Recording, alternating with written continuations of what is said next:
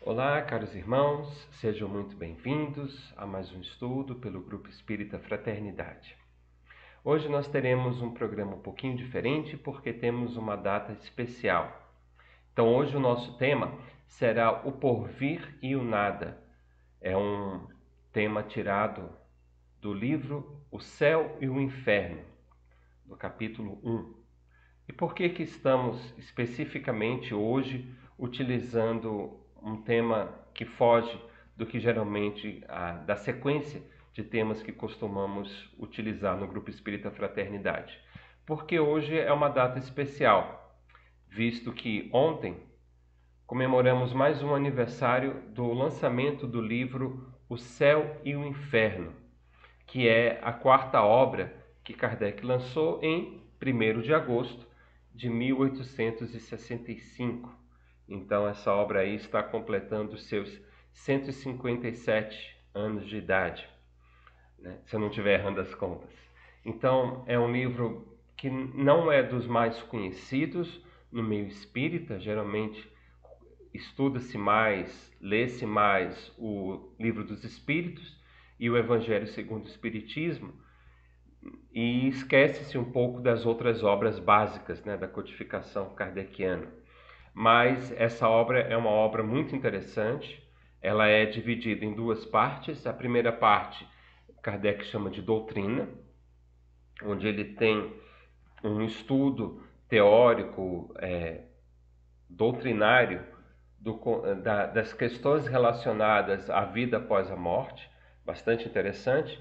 E a segunda metade, que ele chama de exemplos, a segunda parte, que é exemplos, aonde ele pega relatos de vários espíritos em diferentes estados de felicidade, desde os mais miseráveis, dos suicidas, daqueles espíritos que se encontram em grande sofrimento, indo até os espíritos que estão na situação de maior ventura, de maior felicidade.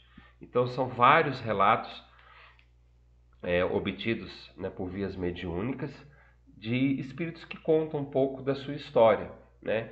E lembra muito, em vários momentos, passagens de livros como Nosso Lar, de Francisco de Assis, né? Os livros também do Manuel Filomeno de Miranda, né? Psicografia do Divaldo Franco. Então, é assim uma obra muito, muito interessante e que, infelizmente, não é muito conhecida pelos simpatizantes e até mesmo pelos estudiosos da doutrina espírita. Então, por isso que estamos, especialmente hoje, né? Hoje já é dia 2, mas estamos ainda dentro do prazo, né?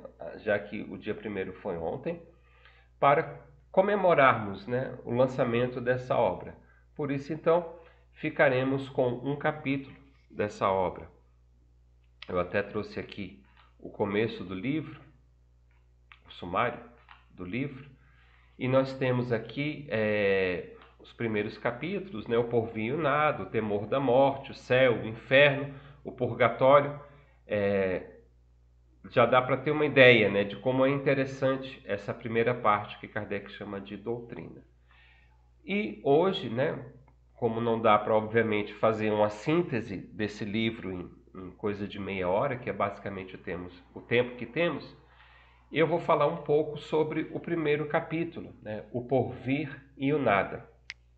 Então, eu pensei em fazer ir comentando esse capítulo de acordo como foi estruturado por Kardec. Então, eu vou aqui acompanhando, né, em off, digamos, o conteúdo desse capítulo e vou comentando as principais ideias que são discutidas ao longo dos seus, se não me engano, 12 itens que compõem esse capítulo 1. Ok? Então, vamos a esse estudo dessa maneira. Espero que possa dar a todos uma ideia do conteúdo e do tipo de abordagem que Kardec utiliza nessa obra. Bom, então, nesse primeiro capítulo, Porvir e o Nada, Kardec faz justamente uma introdução sobre esses conceitos que sempre interessaram a humanidade desde os tempos mais antigos, né? Que é o conceito do porvir, ou seja, nós vivemos, nós pensamos, nós operamos, né? E, não menos certo do que isso, também nós morremos. E aí vem a grande questão, que é a questão desse capítulo.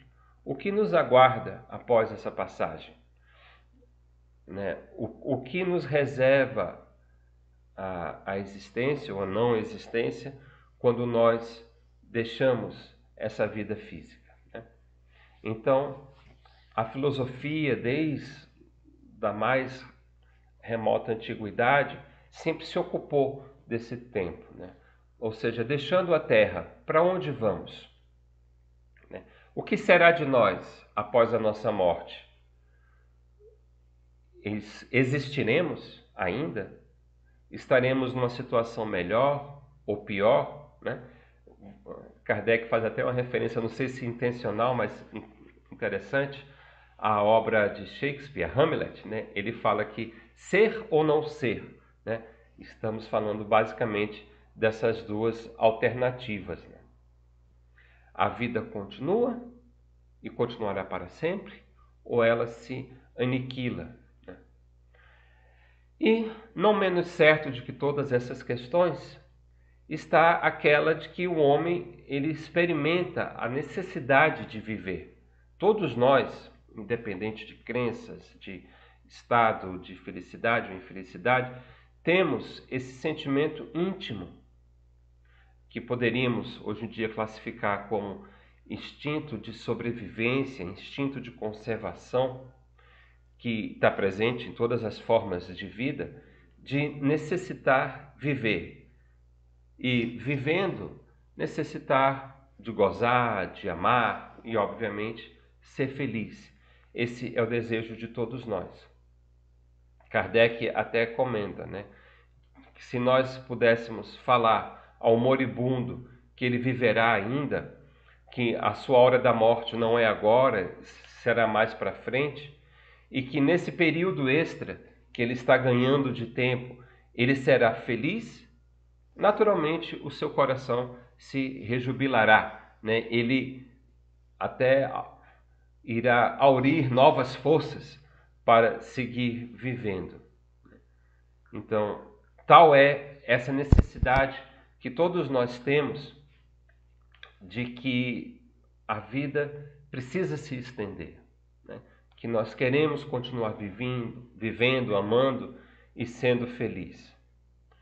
Por outro lado, né, haveria algo mais desesperador de que, né, no caso desse moribundo, por exemplo, se nós disséssemos para ele que ele está na iminência da destruição absoluta, que tudo que ele conquistou, as suas afeições, a sua inteligência, o progresso das suas faculdades, o saber, enfim, tudo que ele adquiriu com tanto esforço ao longo da existência estaria perdido para sempre, despedaçado, destruído. Ou seja,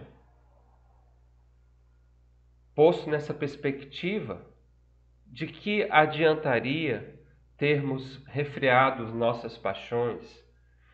De que adiantaria o cansaço que nós sentimos para chegar no patamar que chegamos através do esforço, né, que resulta no cansaço? De que serviria todo o devotamento que nós tivemos à causa do progresso se simplesmente amanhã o nada fosse o nosso destino? Ou seja, analisando a perspectiva do porvir nessa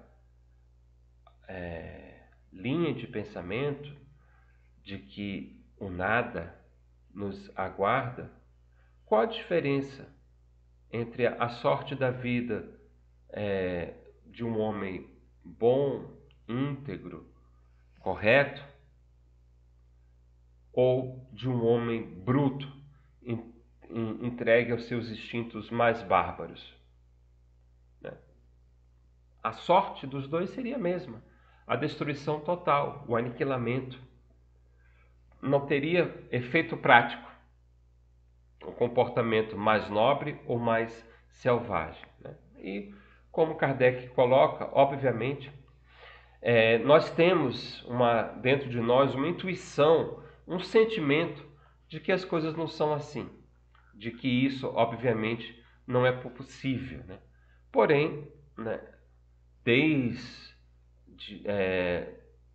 de algumas décadas antes de Cristo, pelo menos que temos conhecimento histórico, essa questão do nada absoluto, ela já vem sendo debatida pela filosofia, né? O que nós chamamos hoje de niilismo, né? Uma palavra que advém do grego, perdão, do latim, que significa nada, né? Então, né, e é justamente a ideia desse capítulo de analisarmos o que está nos aguardando no porvir. Uma dessas possibilidades, portanto, seria essa visão nihilista, essa visão do nada, né? Ou seja, a vida ela se finda com o fim da vida corpórea, da existência corpórea. Então, se o niilismo fosse a opção, o homem então concentraria seus pensamentos forçosamente na vida presente, né? E não haveria nada mais que pudesse lhe interessar. E, sendo assim, ele não precisaria se preocupar com o seu futuro. Afinal de contas, a sua vida pode se encerrar a qualquer momento. Então, essa forma de ver leva o homem a uma existência simplesmente egoísta, né? Por que egoísta? Porque não tem por que ele se preocupar com nada mais que não esteja relacionado a si mesmo. Você pode até desenvolver em cima do niilismo uma filosofia mais sofisticada, como por exemplo o existencialismo, mas basicamente eu estou voltando à ideia de que o que importa é o agora. O que importa é fruir todo o prazer que eu posso fruir, é aproveitar a vida da forma como ela melhor me aprover aos meus interesses pessoais, né? Porque quando a gente fala em niilismo, só estendendo um pouquinho mais esse conceito, porque é interessante a abordagem que Kardec coloca, geralmente a gente está pensando, existem diversas formas, ou diversas correntes ou escolas de niilismo, mas via de regra a gente está se referindo ao niilismo existencial, né? A ideia mais comum que nós temos de niilismo, né, é esse niilismo existencial, que lembramos sempre de Nietzsche ou de Schopenhauer quando falamos dele, né? Aonde basicamente o niilismo existencial diz que a vida ela não possui um valor intrínseco, ela não possui um significado, ela não possui mesmo um propósito, né? Então, se ela não tem um valor intrínseco, se ela não tem um significado, se ela não tem um propósito, o que se nos depara é que devemos extrair da vida todos os prazeres, as vantagens e tudo aquilo que pudermos fruir na sua plenitude. E nesse caso, a gente poderia chegar numa espécie de comportamento, pelo menos comportamento moral, social, muito mais selvagem, muito mais bruto, né? Se assim quisermos colocar, né? Porque, como Kardec indica nesse ponto do estudo, que nós devemos gozar a vida apesar de tudo, que devemos gozar a vida de qualquer modo, cada um por si, né? Então, nessa forma de encarar a vida, a felicidade ela é basicamente a do mais astuto, né? A daquele que consegue se sobrepor aos demais, que consegue defender os seus próprios interesses acima de todas as outras possibilidades, né? Então veja, Se o que eu tenho pela frente é a destruição, é o aniquilamento, é o deixar de existir, e isso pode ocorrer a qualquer segundo, agora, inclusive, então, que freios morais eu teria para regular o meu comportamento?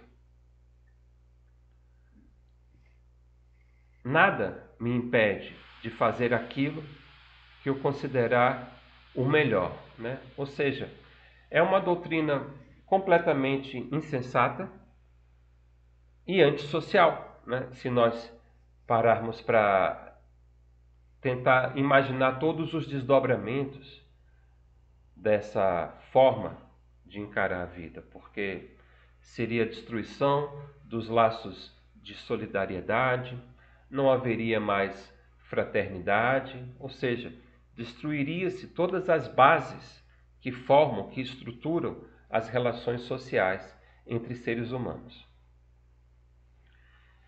Então, imagine, Kardec até tira o foco um pouco dessa questão pessoal, mas fala mesmo da questão da vida coletiva, né? Então, imagine se um povo, né, uma nação, soubesse que seria completamente aniquilado em 8 dias, e daqui a um mês, digamos, em um prazo curto, né? O que faria essa nação, esse povo condenado ao extermínio, se soubesse que os seus dias estão limitados? Será que eles trabalhariam pela causa do progresso? Será que esse povo condenado se preocuparia com a sua instrução? Iria trabalhar para viver? Respeitaria os direitos, os bens? É até interessante, né, porque Kardec escreveu isso há, 157 anos, né, se eu não tiver errado os cálculos, mas é um tema, é uma preocupação essa atual. Tanto que nós temos, há pouco tempo, um ano, um pouco mais, a Netflix produziu uma série que questiona justamente isso, né? Para quem assistiu sabe do que eu estou falando, para quem não assistiu, é a série Não Olhe Para Cima, que trata justamente isso. A Terra está na iminência de ser atingida por um grande asteroide, e um asteroide que os cientistas calculam que teria um impacto devastador, que iria aniquilar com toda a forma de vida no nosso planeta. E as pessoas têm um pouco... E os cientistas descobrem isso muito em cima da hora. Resta pouco mais de um mês, se não me engano, 1 mês ou 2 meses, até que esse asteroide se colida com o nosso planeta, né? Então, no começo, eles têm uma abordagem científica, né, para tratar essa ameaça iminente, e a série se desenvolve em cima disso. Não vou entrar em detalhes para não acabar dando spoiler e estragar a história para quem ainda não assistiu e possa se interessar em ver. Mas é bem interessante porque trata bem desse ponto que nós estamos falando. Se eu sei que a morte é certa e iminente, o que eu faço da minha vida? Né? Nessa situação, o que fazer? Então, o niilismo, ele trata justamente ele dá justamente esse enfoque, né? Ou seja, ele traz consequências desastrosas na nossa vida. Por sorte, como coloca Kardec, a maioria dessas pessoas, elas têm muito mais, Kardec usa uma palavra engraçada, eles têm muito mais uma jactância de se dizer niilistas, de dizer que acredita no nada, do que de fato, verdadeiramente acreditar, né? Ou seja, Kardec coloca que os niilistas raiz, né, digamos assim, para usar os nossos termos, aqueles que verdadeiramente acreditam e vivem de acordo com essa filosofia, são muito poucos. A grande maioria que se diz niilista é mais para ter uma certa postura de superioridade intelectual, porque diante, por exemplo, de um perigo iminente, né, de uma grave ameaça, todos se voltam para Deus e buscam o divino, o sagrado, porque sabem intrinsecamente dentro de si que a vida não é um nada, que existe algo superior, né? Então, quando não estão em ameaça, deixam-se levar pela vaidade, pelo amor próprio dessa superioridade intelectual, né? De não crer em religião, de não ter nenhum pensamento metafísico, né? Mas os incrédulos absolutos, esses são uma ínfima maioria, né? Porque se eles fossem maioria, a nossa sociedade já teria se dissolvido há muito tempo, né? Bom, agora nós temos também outra abordagem para discutir com relação a uma alternativa do porvir, né? Das questões do além do niilismo, que é uma outra teoria, hoje em dia talvez ainda presente, com certeza, algumas religiões, ou pelo menos algumas teologias ou correntes religiosas, espiritualistas, de uma certa forma, tocam em maior ou menor grau nessa ideia, que é o que Kardec chama de absorção no todo universal. Então, nessa doutrina, cada um de nós seria uma parcela, né, de um todo maior.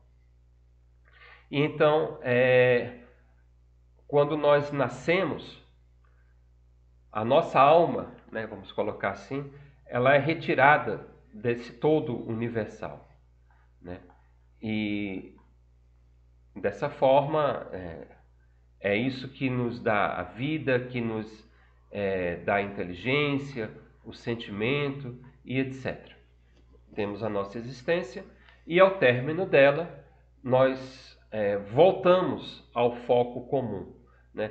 Ou seja, nós voltamos a esse todo universal do qual saímos, né? E o grande problema, né, apesar de, obviamente, essa doutrina ela ser um passo adiante do que esse niilismo, né, do que esse materialismo absoluto, porque pelo menos admite que nós temos uma alma, né, que existe algo além da vida corpórea, da vida material, né? Então nesse sentido é um passo adiante, mas por um outro lado, se nós analisarmos, as consequências práticas, elas são basicamente as mesmas. Porque veja, se nós temos uma alma que ela foi criada ao ser retirada desse todo universal, porém ela é devolvida a esse todo universal quando o nosso corpo físico perece, ela vai ser diluída novamente, né? Imagine como se fosse, né? É muito utilizado isso. Na verdade, é até uma outra terceira possibilidade que a gente ainda vai discutir, mas vamos pegar emprestado a mesma figura de linguagem, a mesma ideia. É como se fosse um oceano, né? Nós somos tirados dele como uma gota, existimos brevemente como essa gota individualizada, porém depois somos devolvidos a esse oceano da vida, né, digamos assim, e todas as nossas características individuais, né, que já citamos, a nossa inteligência, o nosso saber, o nosso amor, o nosso progresso, o nosso esforço, ou seja, a nossa individualidade, ela é aniquilada do mesmo jeito, porque nós nos desfazemos. As relações sociais que criamos, as pessoas que amamos, o significado que elas tiveram, tudo isso é desfeito no momento em que nós somos reassimilados nesse todo universal, né? Ou seja, o que é mais caro a nós, que é a conservação do nosso eu, isso é perdido, né? Ao morrer, o nosso eu, ele deixa de ser um eu e passa a ser apenas o todo. Ou seja, nessa perspectiva, o futuro ele é igualmente nulo. Nós não temos um futuro nós, individualmente, né? Ou seja, as consequências morais são basicamente as mesmas. Eu sei, tudo bem, que eu não sou apenas um corpo, eu sou uma alma, né, vinda desse todo universal. Porém, quando essa existência aqui terminar, a minha alma deixa também de existir. Ela não se perde, mas ela é diluída. Eu, como pessoa, eu, Paulo, eu, como ser individual, deixo de existir, porque esse individual ele é dissolvido no todo, né? E aí é interessante essa questão, porque ela existe, né, essa doutrina, esse conceito do todo universal, que somos uma parte do todo universal, ela está presente, por exemplo, em muitas filosofias orientais, né? E vamos encontrá-las, portanto, também sendo estudadas, vividas, como elementos de filosofias espiritualistas, espirituais, também no Ocidente. E as pessoas que defendem essa abordagem de que, na verdade, nós somos uma parte do todo universal, dizem que, utilizando essa alegoria, né, do oceano, diz que todas as gotas do oceano, elas se assemelham e possuem propriedades como parte de um mesmo todo. Então, ainda assim, nesse caso, é uma ideia um pouco estranha, no sentido de que, se eu pego uma gota de um oceano, né, teoricamente as gotas elas são iguais, né? Ou seja, elas teriam basicamente a gota em si, né? Elas teriam basicamente as mesmas propriedades. Não importa se eu pegar uma gota do Oceano Atlântico ou uma gota do Oceano Pacífico, né, para falar de uma extensão única, né, dessa massa d'água, as propriedades dessa gota elas são basicamente as mesmas, né? Porém, quando nós pegamos as pessoas, nós vemos que há uma diferença tão gritante de uma pessoa para outra, né? A genialidade de umas contrastando com a estupidez de outras. Algumas possuem as virtudes mais sublimes e até ficam marcadas na história por conta disso, enquanto outras possuem os vícios mais ignóbeis, mais monstruosos, né? Por que que umas são tão bondosas, tão doces, tão mansas, ao lado que outras pessoas, outras gotas, são tão maldosas, tão cruéis, né? Mesmo bárbaras, né? Então, por que que há esse contraste tão grande se teoricamente, vejam, todas as almas possuem a origem no mesmo todo homogêneo, né? E, sendo assim, de que adiantaria para as pessoas a educação, né?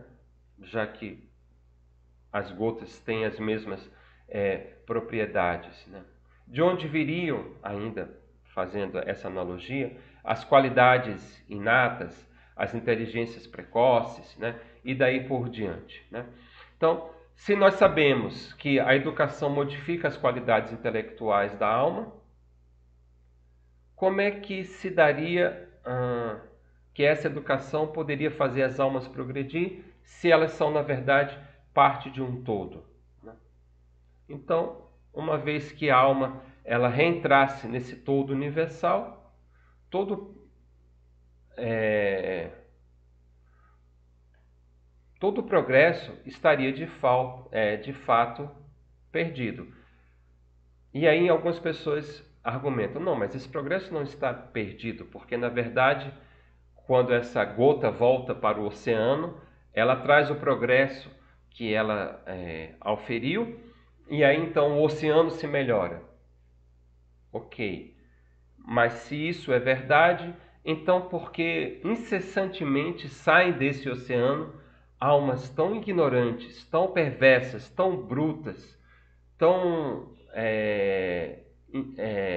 desprovidas de inteligência, se esse oceano estaria, imagine, ao longo dos milhares, centenas de milhares de anos, em constante progresso. Então, não faz muito sentido esse tipo de abordagem. Uma outra abordagem bastante semelhante a essa, que Kardec também lida nesse capítulo do Porvir e o Nada, é o panteísmo, né? Com esse nome já não é tão comum nos nossos tempos, mas na época de Kardec, século XIX, era uma doutrina basicamente popular, vamos colocar assim. Então, no panteísmo, a ideia é de que a vida, o princípio universal da vida e a inteligência, esse todo forma Deus, forma a divindade. Então, Deus, nessa forma de ver, seria ao mesmo tempo espírito e matéria. Todos os seres, todos os corpos da natureza compõem a divindade. Então, é como se Deus fosse um corpo cujas células fossem formadas por tudo que existe na natureza, os seres e os próprios elementos físicos dessa natureza. Então, o conjunto dessas inteligências seriam, portanto, Deus. Então, cada indivíduo, cada um de nós seria, portanto, uma parte desse todo, né? Nós seríamos pedaços de Deus, formando assim. Então, o que é um conceito muito curioso, né? Porque se nós tomarmos na sua essência, porque se nós analisarmos, portanto, o universo, ele não, Kardec coloca, seria uma imensa república sem chefe, né? Ou seja, não há nenhum ser superior, independente, que conduzisse esse conjunto da criação, né? Cada um, ele coloca aqui, na verdade, é como se cada um de nós fosse um chefe dotado de um poder absoluto, né? Então, fica claro que é uma doutrina muito frágil se você analisá-la com um pouco mais de cuidado, né? Porque imagine, se Deus é composto por esse todo, né? Supõe-se que Deus precisaria ser perfeito, né? Agora, como ele poderia ser perfeito composto por partes tão imperfeitas que ainda precisam progredir?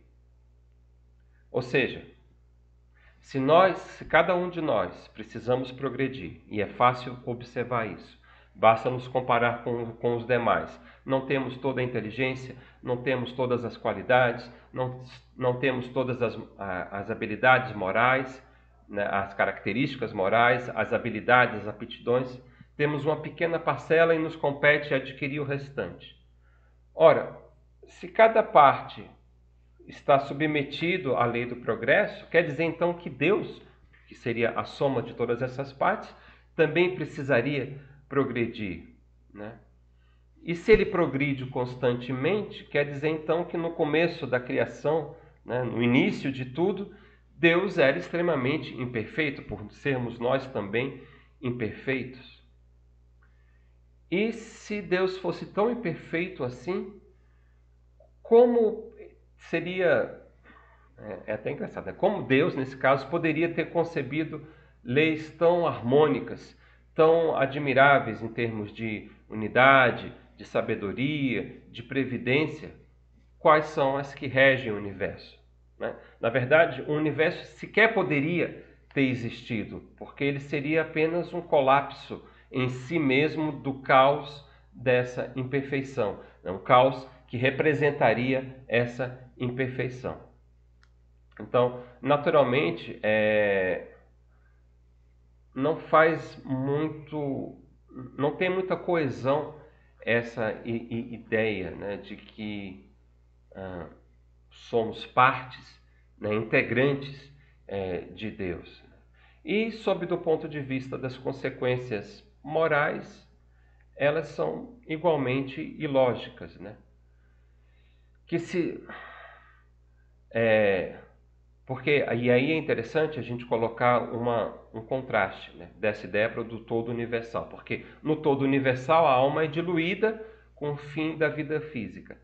No panteísmo a alma não é diluída, as almas elas conservam a individualidade.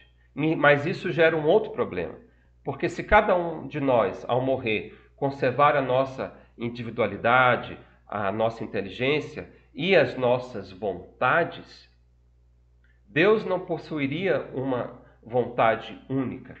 Na verdade, Deus seria composto por bilhões de vontades divergentes, né?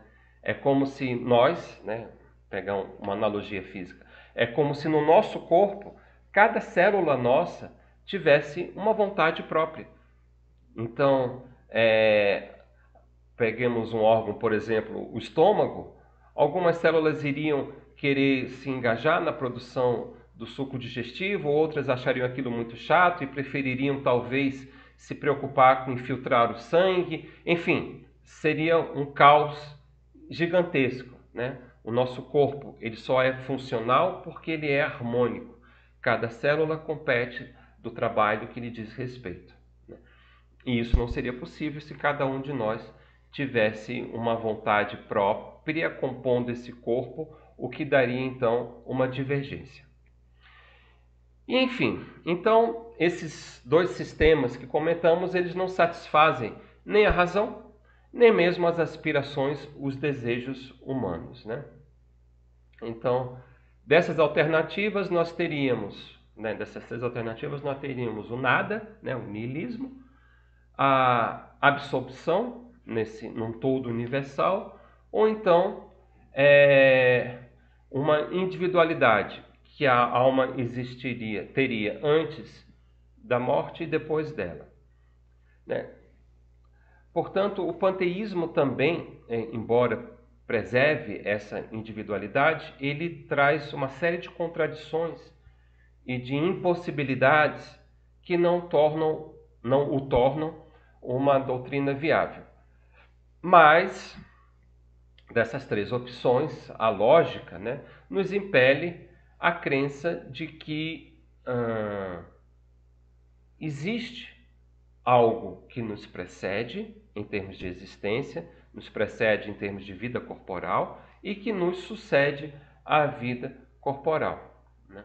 Isso é a base, né, em maior ou menor sofisticação, de todas as religiões, né, de todas as principais religiões. Então, já que todas as religiões admitem, né, que a nossa existência, a forma como nós nos comportamos, ela gera consequências para a nossa felicidade na vida presente, mas principalmente para a nossa vida futura, né? Então, já que a alma, né, já que a vida ela possui uma individualidade presente na alma, sabemos que não faz sentido que um selvagem, por exemplo, ou um homem sábio estejam no mesmo nível, né? Ou seja, ou colocando de outra forma, que um homem perverso e um homem sábio, um homem de bem, estejam no mesmo nível, né? Porque, por uma questão de justiça, sabemos que uma fez mais progressos do que a outra. E aí é onde as religiões muitas convergem, né? Pelo menos em termos de ideia geral, né? De que a felicidade e a infelicidade da alma, né, ela é definida para a sua vida posterior em decorrência da nossa conduta, né? Ou seja, miséria ou a felicidade, a tristeza ou a aventura, encontra-se dentro de nós na medida de que são os nossos atos, como nos comportamos, que nos levam aos gozos ou às penas da nossa existência. Então, nós trazemos o céu e o inferno dentro de nós. E nesse ponto, nós temos que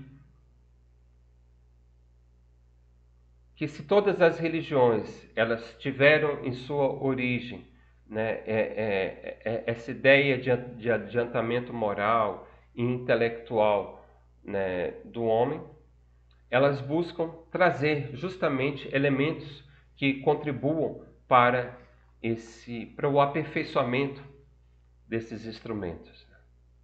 Assim, é natural que a gente pergunte, portanto, aonde as religiões falharam, já que elas têm, pelo menos na sua essência, os elementos que atendem a essas questões básicas, né? Elas nos explicam que a vida não se resume apenas à existência material, que teremos um futuro após essa vida ela ter um fim, mas percebemos hoje, especialmente na Europa, mas mesmo aqui no nosso país, muitas pessoas se afastando das religiões tradicionais por não ter os seus anseios respondidos, né? E podemos dizer que provavelmente, em grande parte, isso acontece porque as religiões, essas religiões mais tradicionais, elas não acompanharam o movimento progressivo do espírito humano. Porque se assim fosse, não teríamos tantos incrédulos, né? Porque vejam, como comentamos no início, está na própria natureza do homem, né? Nessa intuição, nesse sentimento inato que nós temos, né? Da necessidade de crer. Agora, para que ele possa crer, especialmente nos tempos modernos, onde o seu intelecto se sofisticou, se desenvolveu, para que ele possa crer, ele precisa de bases que justifiquem a sua crença e a fortaleçam, inclusive e especialmente diante do progresso intelectual da humanidade. Porque no fundo, e a filosofia sempre questionou isso, o homem quer saber de onde veio, para onde vai. Agora, se nós apresentamos ao homem, né, à humanidade contemporânea, um fim, né, um para onde vai, que não corresponde às suas aspirações, nem mesmo à ideia que ele faça de Deus, né, que não tenha dados positivos que possam ser fornecidos pela ciência, que comprovem esse pensamento, essa crença, fica muito difícil ele conseguir se identificar com esse tipo de doutrina, de pensamento religioso, né? Porque, afinal de contas, a sua razão estará intrinsecamente rejeitando essas formulações. Agora, por outro lado, se nós apresentarmos a esse homem, né, a essa humanidade, um futuro que tenha que seja condicionalmente lógico, que possua uma grandeza digna, aonde se destaque a justiça e a infinita bondade de Deus, né, num todo coeso, coerente, que as peças se encaixam logicamente, como já colocamos. Então, naturalmente, o homem irá repudiar o materialismo, o panteísmo, né, porque ele vai estar diante de uma crença que o toca nas suas fibras mais íntimas, que o convence não só pelo sentimento elevado, mas também pela lógica clara e irrefutável, né? E é onde justamente o espiritismo se encaixa, né? Então, à medida que nós passamos a conhecer a doutrina espírita, a estudá-la, né, nós vamos compreendendo esses elementos e eles passam a fazer sentido. Passamos a ter respostas para saber de onde viemos e para onde vai. E não são respostas dogmáticas, mas são respostas que falam a nossa razão, que vão de encontro ao anseio, a esse instinto que nós temos. Né? Então, essa coisa que é inerente a todos nós, que não é ensinada, porque está presente em todos os povos, em todas as localizações geográficas, desde os primórdios dos tempos, né? Então, essa crença no futuro, que não possuía ainda uma base muito sólida para defini-lo, agora encontra na doutrina espírita os elementos necessários para estruturá-la, né? E porque esses elementos eles são resultados da observação de fatos materiais, né? Visto que o Espiritismo ele se desenvolve sobre um tríplice aspecto de ciência, de filosofia e de as suas aplicações práticas como religião. Então, ciência, filosofia e religião em sintonia, unidas para nos trazer estas respostas. Então, o porvir que nós encontramos na doutrina espírita, ele faz muito mais sentido, ele atende os nossos anseios e parece mesmo ser o porvir mais lógico, as consequências mais lógicas que podemos encontrar e compreender no estágio atual da nossa evolução humana. Bom, essas foram as considerações acerca desse primeiro capítulo, um capítulo introdutório do livro O Céu e o Inferno, capítulo 1, O Porvir e o Nada. Espero que possa ter sido suficiente para dar uma ideia da profundidade dos conceitos que essa obra aborda e que também seja um convite para quem ainda não a conheceu, faça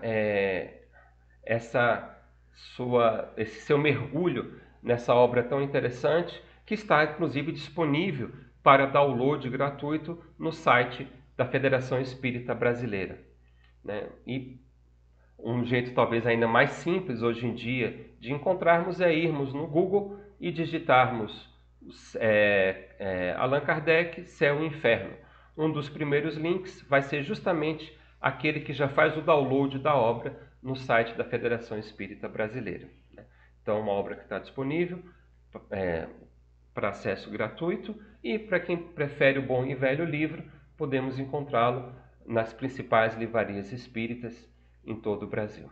Então, agradeço aqueles que nos acompanharam até agora. Novamente espero que possa ter sido um conteúdo útil e os aguardo na próxima oportunidade.